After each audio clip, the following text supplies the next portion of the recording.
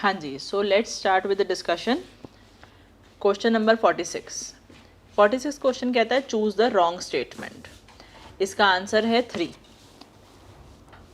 पहला ऑप्शन कहता है tight junctions help to stop substances from leaking. सही है, टाइट जंक्शंस का यही काम होता है, इंटरसेलुलर जंक्शंस। दूसरा, अडियरिंग जंक्शंस परफॉर्म सीमेंटिंग। तो याद करो, सीमेंटिंग के लिए हाइलुरोनिक एसिड था और हल्का हल्का फ्लेक्सिबिलिटी के लिए एक्टिन फिलामेंट्स थे।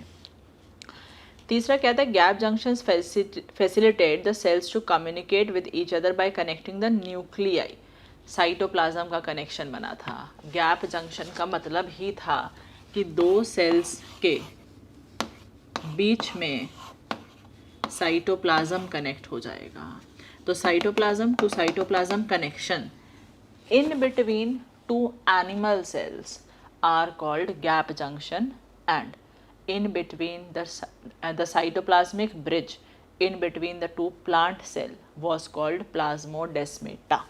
तो ये हो गया आंसर 3, वो सही ऑप्शन है। और फोर्थ ऑप्शन में कह रहा था कि सिंपल एपिथेलियम सिक्रीशन और एब्जॉर्प्शन का काम करते हैं, वो इसका काम जनरली नहीं होता। तो 46 का आंसर है 3rd। 47, choose the correctly matched pair. इसका आंसर है 3। Tubular parts of nephron have cuboidal epithelium. Tubular part से इसका मतलब है पीसीटी और डीसीटी। तो प्रॉक्सिमल कॉन्वोल्यूटेड ट्यूब्यूल और डिस्टल कॉन्वोल्यूटेड ट्यूब्यूल में क्यूबॉइडल एपिथेलियम ही था, याद करो। और अगर इन दोनों में से भी पूछ लिया जाए तो मैंने लिखा रखा है कि पीसीटी में ज़्यादा ब्रश बॉर्डर्ड क्यूबॉइडल एपिथेलियम है, वहाँ पर नंबर ऑफ माइक्रोवेलाई ज़्यादा होते हैं, क्योंकि पीसीटी मैक्सिमम काम करता है रीएब्जॉर्प्शन में। तो 3rd आंसर है। Inner lining of salivary duct में सिंपल क्यूबॉइडल एपिथेलियम था, याद आ रहा है। Moist surface of buccal cavity में एनकेएसएस ही था, नॉन कराटिनाइज स्ट्रैटिफाइड स्क्वैमस। और इनर सरफेस ऑफ ब्रोंकियोल्स में सिंपल क्यूबॉइडल था, या फिर सीलिएटेड क्यूबॉइडल बन जाता है वो बाद में। तो 47th का आंसर है 3। 48, the cells lining the blood vessels belong to the category of. Answer है स्क्वैमस एपिथेलियम, जिसमें जो अपना कैपलरी का वॉल है उसमें तो सिर्फ एपिथेलियम ही होता है, जिसे हम एंडोथेलियम या टेसेलेटेड एपिथेलियम कहते थे। तो 48th का answer 2nd। 49th, non keratinised stratified squamous epithelium is present in। Answer है 4th, वजाइना, सर्विक्स और ओरल कैविटी या बकल कैविटी। तो तीनों में ही एनकेएसएस होता है। फैरिंक्स में याद करो, मैंने कहा था कि सीलिएटेड एपिथेलियम है नेजोफैरिंक्स में और आगे फिर एनकेएसएस है, और ट्रेकिया में भी सीलिएटेड एपिथेलियम है। तो 49th का आंसर है 4th। ध्यान से याद रखना है NKSSE, और याद करो ईसोफेगस में भी यही था NKSSE। 50, read the following statements and choose the correct answer. 50 का आंसर है 2nd। 1st, 3rd और 4th गलत हैं। तो देखो, फर्स्ट कहता है gap junctions cement adjacent cell together. पिछले क्वेश्चन से ही देख सकते हो गैप जंक्शन का काम सीमेंटिंग में नहीं, एक्सचेंज में है। दूसरा, areolar tissue contains fibroblast, macrophages and mast cells. ये सही है। एरियोलर टिश्यू जो सिंपल कनेक्टिव टिश्यू है उसमें ये सब होता है प्रेजेंट। इसके अलावा भी है, इसने ओनली नहीं मेंशन किया है, ये सब होता है, ये बात सही है। Cartilage has a hard and non-pliable ground substance rich in calcium salts and collagen fibers। ये लाइन बोन के लिए सही है, तो ये गलत हो गया। अभी तक सिर्फ 2nd सही आया है। Tendon, a type of connective tissue, connects cardiac muscle to a bone. ये गलत है, कार्डियक मसल्स कभी हड्डियों से कनेक्टेड होती ही नहीं है। And last is correct, blood is a fluid type of connective tissue. तो ब्लड में फाइबर्स नहीं होते, जबकि कनेक्टिव टिश्यू प्रॉपर का ये प्रॉपर्टी है कि उसमें सेल होंगे, फाइबर होंगे और मैट्रिक्स होगा। इसमें सेल है, मैट्रिक्स है, लेकिन मैट्रिक्स मतलब प्लाज्मा है, लेकिन फाइबर नहीं है, तभी एक fluid type of connective tissue है। तो 50 का आंसर 2nd।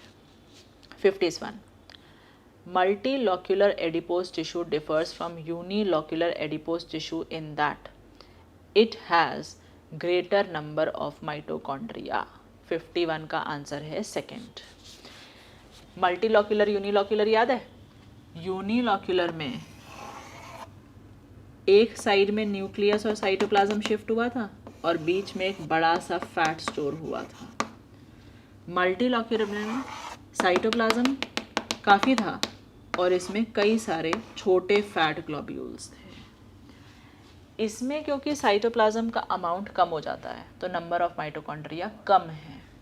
इसमें नंबर ऑफ माइटोकॉन्ड्रिया हाई ही रहेंगे.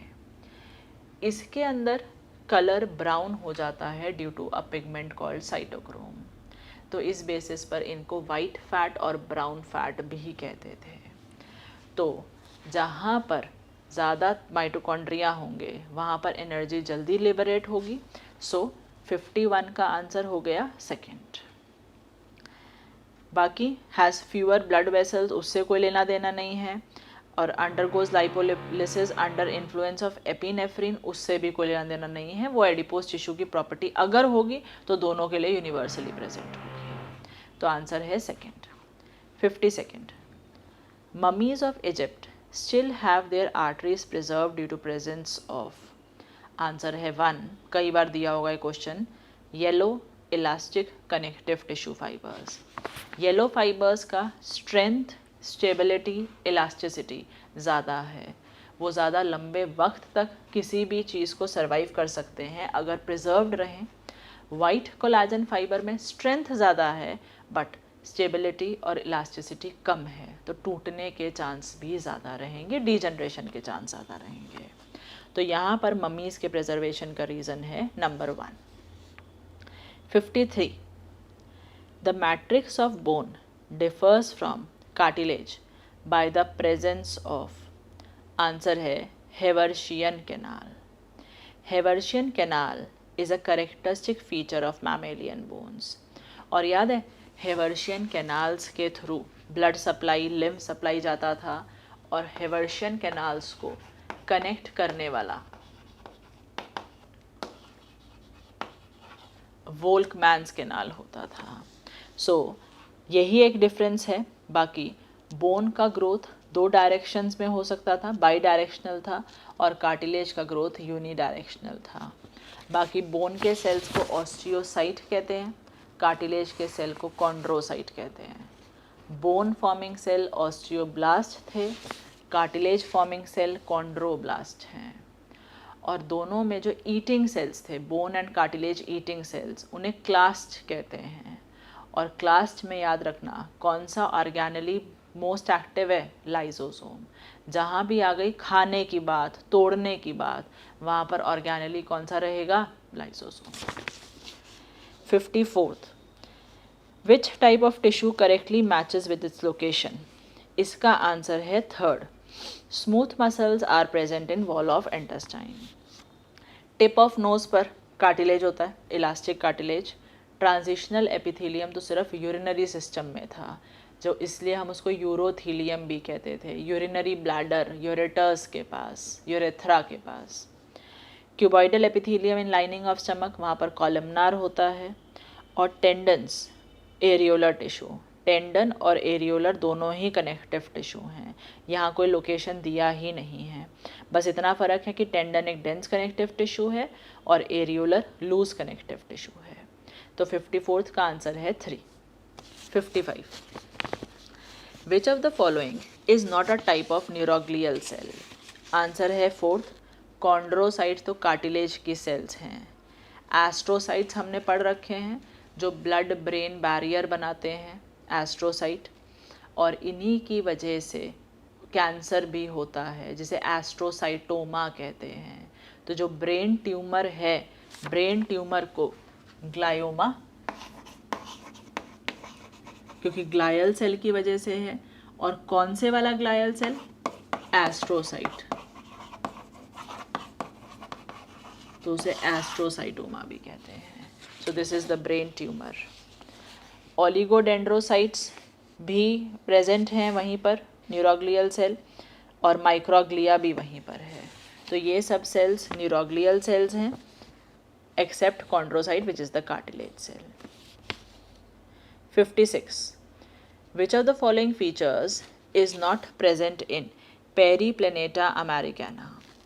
Periplaneta americana का फीचर नहीं है जो, वो आंसर है fourth single hollow and mid dorsal nerve cord, जबकि नॉन कॉर्डेट्स में डबल सॉलिड और मिड वेंट्रल नर्व कॉर्ड होता है.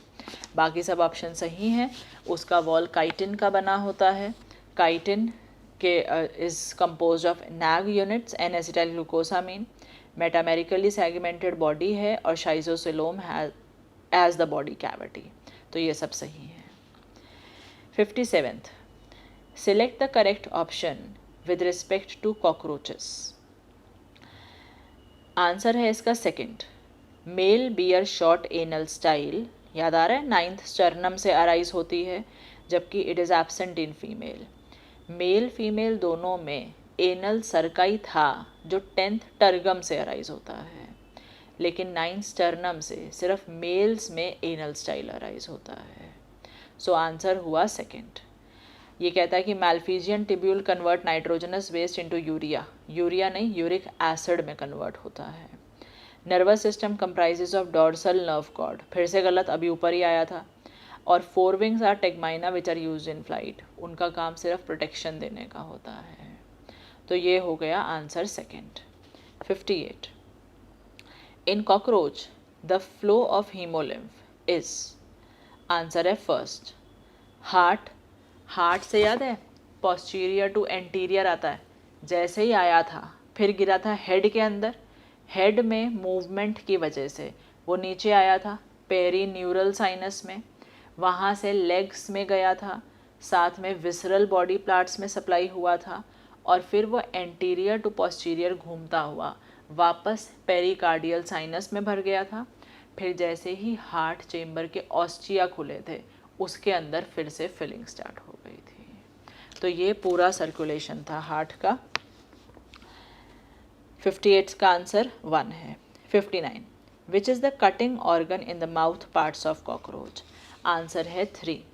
मैंडिबल.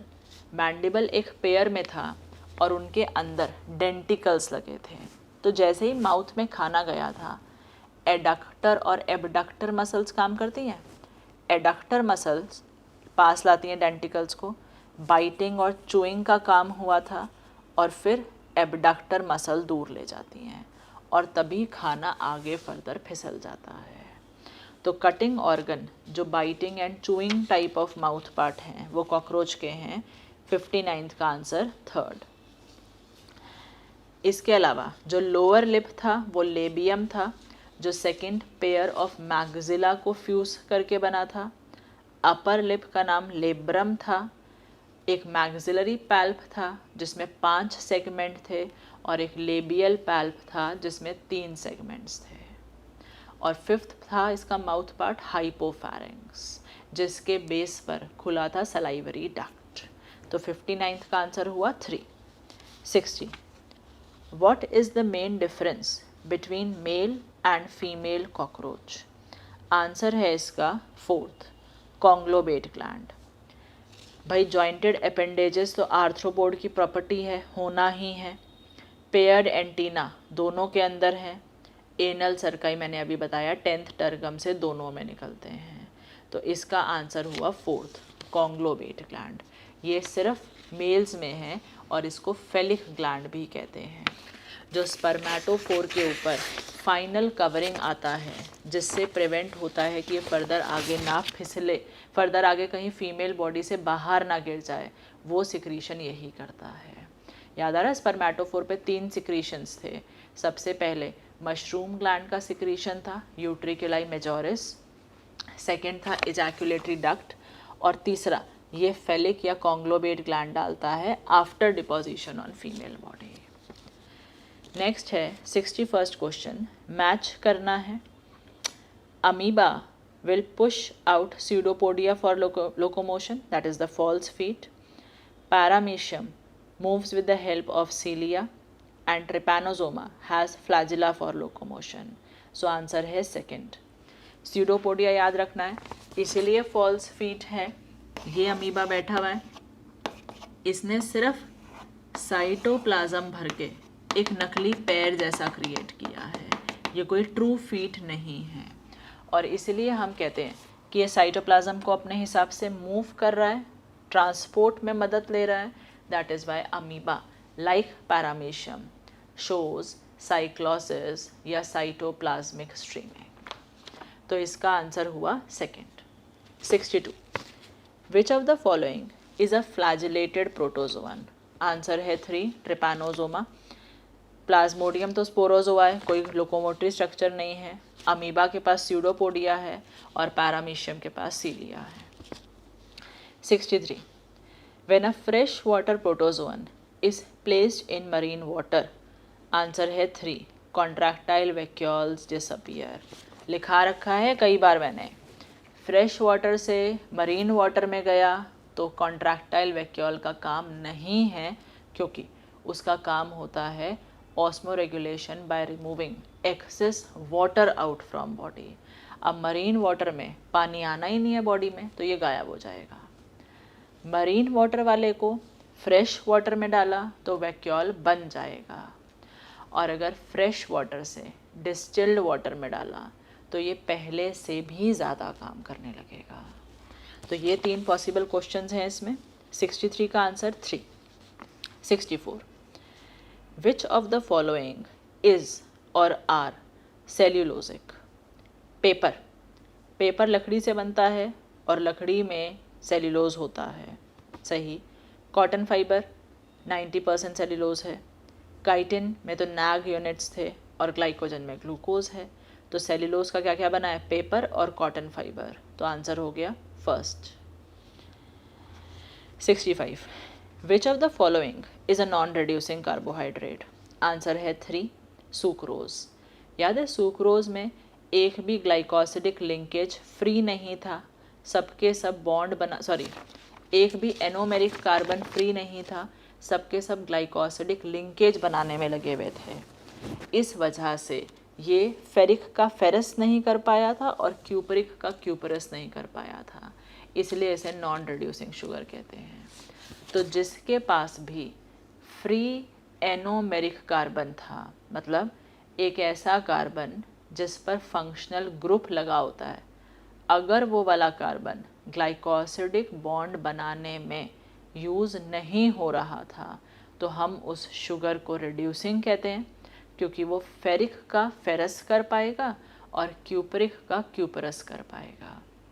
बट अगर एक भी एनोमेरिक कार्बन फ्री नहीं है तो रिएक्शंस होने पॉसिबल नहीं हैं, तो वो शुगर नॉन रिड्यूसिंग होगा। तो 65 का answer second. 66. Which one of the following is enriched with a non reducing sugar? Answer है table sugar. Non reducing sugar मतलब सुक्रोज की ही बात हो रही है, और सुक्रोज ही तो टेबल शुगर में होती है जो घर में हम चीनी खाते हैं, जो शुगर केन से एक्सट्रैक्ट होती है। तो ये हो गया 66 का आंसर 3। ग्रेप्स में वही ग्लूकोज है, फ्रक्टोज है, बार्ले में भी सेम ग्लूकोज है, और मदर्स मिल्क कोलेस्ट्रम में तो सब चीज़ें प्रेजेंट हैं और रिड्यूसिंग शुगर्स भी हैं। 67. विच of the following statements is not correct? Answer है 4th। Amylopectin is a branch chain with several glucose residues, alpha glucose, joined by 1,4-glycosidic bond along with a branch created by alpha 1,6 bond after every 25 to 30 glucose units. तो amylose में तो सिर्फ alpha 1,4 है, लेकिन amylopectin में alpha 1,4 के साथ साथ अल्फ़ा 1,6 भी होता है। तो इसका आंसर हो गया 67 का answer 4। 68. Carbohydrates are commonly found as starch in plant storage organ. कौन सी ऐसी प्रॉपर्टीज़ हैं which make it useful as a storage material? इसका आंसर है 4th। ये मैंने लिखा रखे हैं। जो भी पॉलीमर होता है वो केमिकली नॉन रिएक्टिव है और ऑस्मोटिकली इनएक्टिव है, प्लस कॉम्पैक्ट है। ये 3 वजहें हैं कि क्यों हम पॉलीसैकेराइड को स्टोरेज के लिए यूज़ करते हैं। ट्रांसलोकेशन नहीं होगा आसानी से इसका, तभी हम मोनोमर को ट्रांसलोकेट करेंगे। ईजिली डाइजेस्ट नहीं हो सकता है और ई ऑप्शन तो बेकार ही है। तो देखो, ये मत कहना कि हमने इसलिए स्टोर करा क्योंकि ईजिली डाइजेस्ट हो जाएगा, डाइजेस्ट नहीं होता, हमें इसको एब्जॉर्ब करना होता है ब्लड में, तो हम फिर मोनोमेरिक फॉर्म में लाते हैं। तो पॉलीमर बनाने की 3 वजह, केमिकली नॉन रिएक्टिव है, ऑस्मोसिस नहीं करवाता है, और तीसरी बात ये कॉम्पैक्ट है, आसानी से स्टोर हो जाता है। तो 68 का answer 4। 69, select the aromatic amino acid out of the following. Answer है टायरोसिन। टायरोसिन, ट्रिप्टोफैन और फिनाइल एलानिन तीनों एरोमेटिक थे। ग्लाइसिन तो नॉन पोलर है, आइसोल्यूसिन वैलिन भी नॉन पोलर अमीनो एसिड है। एरोमेटिक वो होते हैं जो हकल्स रूल यानी कि एरोमेटिसिटी रूल को फॉलो करते हैं। 70, which of the following statements about structure of proteins is true. Answer है 4। Proteins are heteropolymer containing strings of amino acid. Proteins कभी भी होमोपॉलीमर नहीं हो सकते, एक तरह का अमीनो एसिड पॉलीमराइज करके प्रोटीन बना ही नहीं सकता, तो हमेशा हेट्रोपॉलीमर होंगे। और हर एक पॉलीपेप्टाइड चेन N2C बनती है और उसके बनने में रिमूव होता है water molecule, that is due to formation of peptide bonds. पहले में क्या गलती है, sequence of amino acid in a protein represent secondary structure, वो प्राइमरी स्ट्रक्चर बताता है। सेकेंडरी स्ट्रक्चर में तो हाइड्रोजन बॉन्ड्स क्रिएट होंगे, अल्फा हेलिक्स या बीटा शीट बनेगा। Helices of proteins are always left handed, ऐसा नहीं है, ज़्यादातर राइट हैंडेड होते हैं। Adult human haemoglobin consist of 2 सब यूनिट, 2 नहीं 4 थे, 4 उसमें टर्शरी स्ट्रक्चर हैं, 2 अल्फा और 2 बीटा, तो तीनों ऑप्शन गलत हैं, आंसर हुआ 4। Fill in the blanks, essential amino acid is to non essential amino acid. Answer है 4th। असेंशियल अमीनो एसिड है आर्जिनिन और नॉन असेंशियल अमीनो एसिड है सिस्टीन। लाइसिन, मैंने एक फॉर्मूला लिखा रखा है आप लोगों को, AV हिल MPTT, इसमें से देख सकते हो आर्जिनिन असेंशियल है और सिस्टीन नॉन असेंशियल में आ गया। टायरोसिन असेंशियल है, ये नॉन असेंशियल में दे रहा है। फिनाइल एलानिन भी असेंशियल है और ल्यूसिन लाइसिन ये दोनों ही असेंशियल में हैं, तो ये वाला आंसर हो गया 4th। 72, alpha helices and beta sheets are the example of which level of organisation. अभी बोला सेकेंडरी स्ट्रक्चर, आंसर है 2nd। How many double bonds are present in arachidonic acid. Answer है 4th, 4 डबल बॉन्ड होते हैं उसमें, जो हमने पढ़ा था 18:1, 18 कार्बन वाला और 1 डबल बॉन्ड वाला, वो था ओलिक एसिड, 18 कार्बन वाला और 2 डबल बॉन्ड वाला। लिनोलिक एसिड 18 कार्बन और 3 डबल बॉन्ड वाला। लिनोलेनिक एसिड 20 कार्बन और 4 डबल बॉन्ड वाला।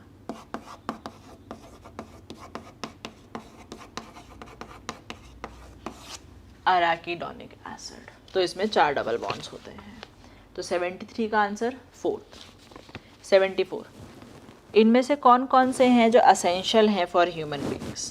इसका आंसर है 4, लिनोलिक, लिनोलेनिक और अराकिडोनिक। ये तीनों असेंशियल फैटी एसिड हैं, तीनों ही अपने बॉडी में बन नहीं सकते, बट इन तीनों के ही बिना हमारा सर्वाइवल पॉसिबल नहीं है, we will suffer from deficiency diseases.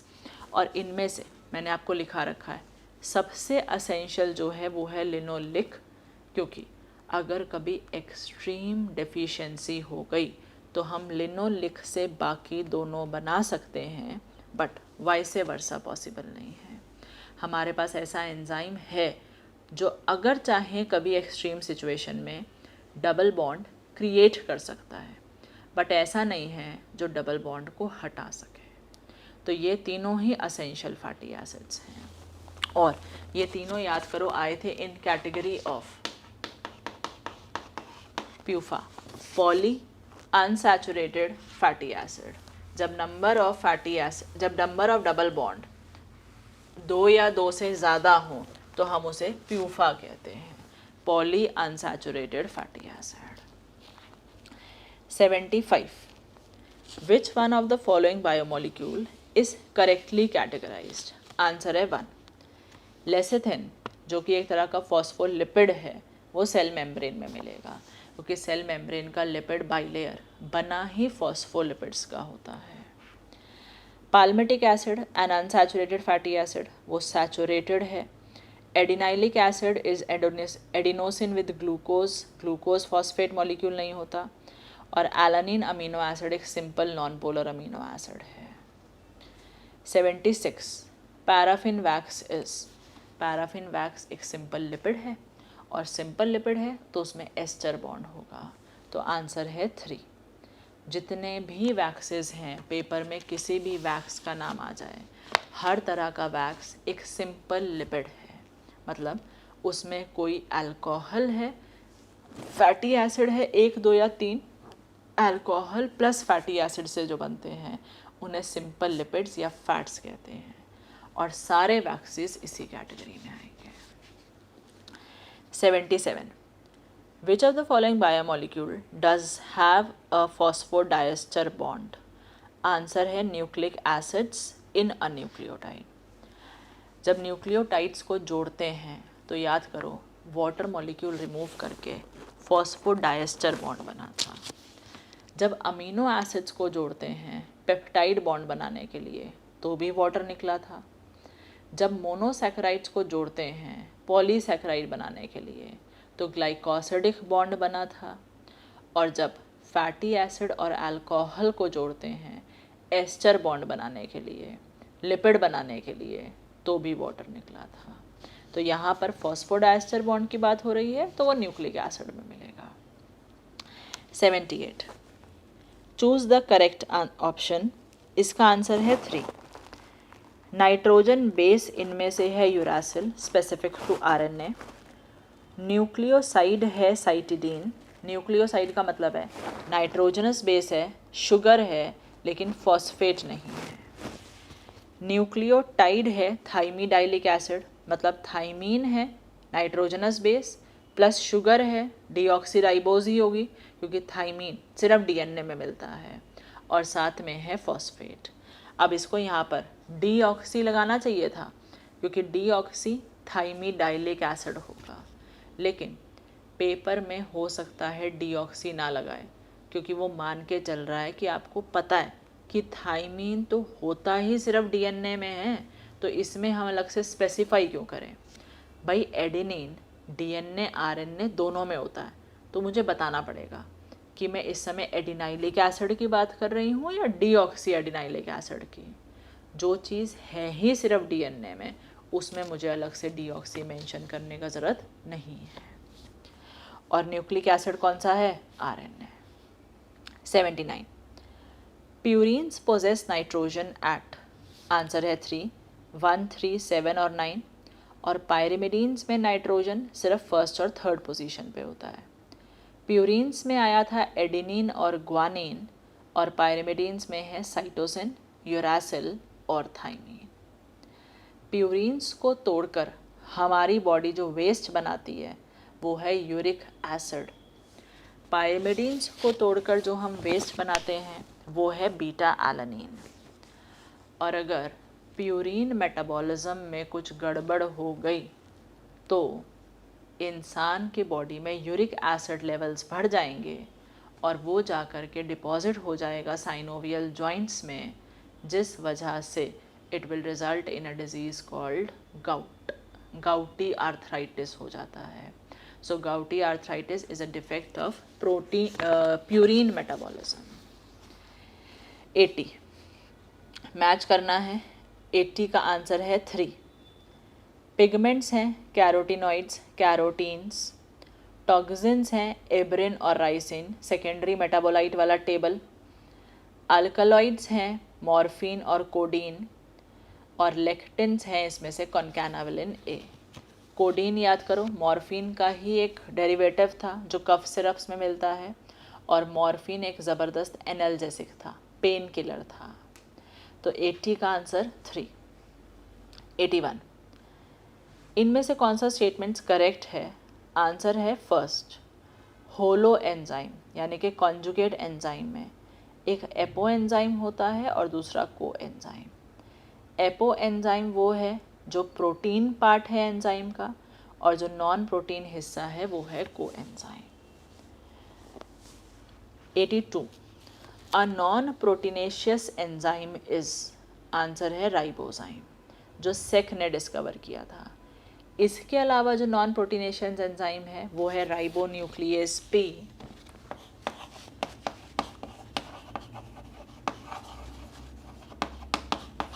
जिसको डिस्कवर किया था ऑल्टमैन ने। तभी हमने कहा था कि अब हम बोलते हैं most of the enzymes are proteins in nature, क्योंकि कुछ एक्सेप्शंस हैं जो कि अब नेचर में आरएनए हैं बट फिर भी एंजाइम जैसा काम करते हैं। 83, the catalytic efficiency of two different enzymes can be compared by the, answer है Km वैल्यूज़। Km जितना कम एंजाइम की एफिशिएंसी उतनी ही ज़्यादा। Km was defined as the substrate concentration at which reaction reaches half of its maximum velocity। तो जितने कम substrate में हाफ ऑफ Vmax अटेन होगा, एंजाइम की एफिशिएंसी उतनी ही ज़्यादा होगी। तो आंसर है 3। 84, which is not correct with respect to enzyme action, answer है सेकेंड। सक्सिनेट डीहाइड्रोजनेज एंजाइम का सबस्ट्रेट है सक्सिनेट और इन्हिबिटर है मैलोनेट। लेकिन अगर मैं सक्सिनेट सबस्ट्रेट को बढ़ाते चली जाऊं तो उसका लेवल इंक्रीज़ हो जाने से ये रिवर्सिबल इन्हिबिशन बन जाएगा, ये इन्हिबिशन रोका जा सकता है। तो इन्हिबिशन को रिवर्स करने के लिए हम सबस्ट्रेट के लेवल्स को इंक्रीज़ करते हैं। तो ये रिवर्सिबल इन्हिबिशन है, और जबकि वो कह रहा है कि रिवर्स नहीं हो सकता। तो आंसर हुआ second. 85, an organic non-protein cofactor which is easily separable from apoenzyme is called coenzyme। अगर एपोएंजाइम से ऑर्गेनिक कोफैक्टर को आसानी से अलग किया जा सकता है तो उसे कोएंजाइम कहते हैं। Example NAD plus FAD FMN ये सब। और अगर उसको अलग करना डिफ़िकल्ट है, किया तो एंजाइम ख़राब हो जाएगा, तब उसे कहते हैं प्रोस्थेटिक ग्रुप। जैसे कि हीमोग्लोबिन में हीम के साथ ग्लोबिन एक तरह का प्रोस्थेटिक ग्रुप है। 86, the curve shown below, what does X and Y represent, answer है सेकेंड।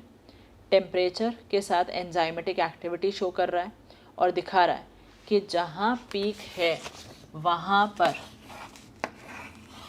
मैक्सिमम एक्टिविटी है, जिसे हम ऑप्टिमम एक्टिविटी कहते हैं।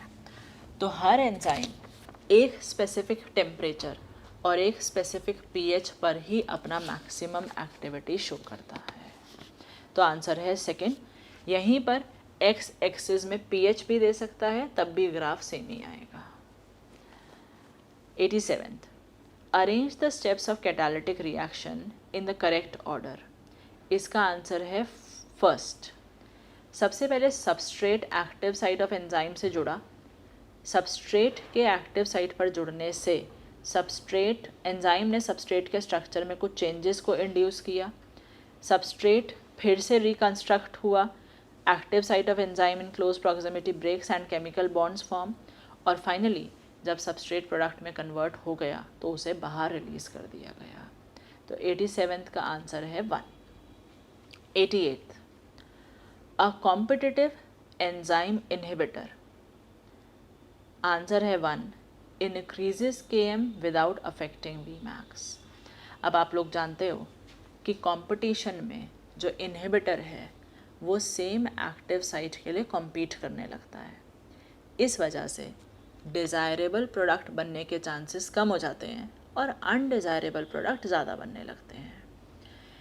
इसका मतलब अब एंजाइम की एफिशिएंसी कम हो गई है और एंजाइम की एफिशिएंसी कम हो जाने की वजह से Km बढ़ने लगा, लेकिन अब अभी नहीं तो कभी Vmax अटेन हो ही जाएगा।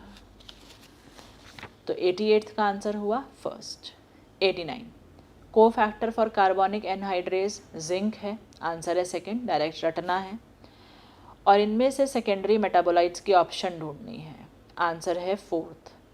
फर्स्ट में टायरोसिन आर्जिनिन अमीनो एसिड है, सेकंड में सीरीन आ गया, ग्लाइसिन आ गया, थर्ड में फिनाइल एलानिन आ गया। तो बाकी तीनों में अमीनो एसिड्स डाल रखे हैं, सिर्फ फोर्थ ही ऑप्शन है जिसमें सिर्फ सेकेंडरी मेटाबोलाइट्स हैं। सो सिंपल पेपर, कोई डाउट्स हैं तो आप पूछ सकते हैं। So prepare well, thank you.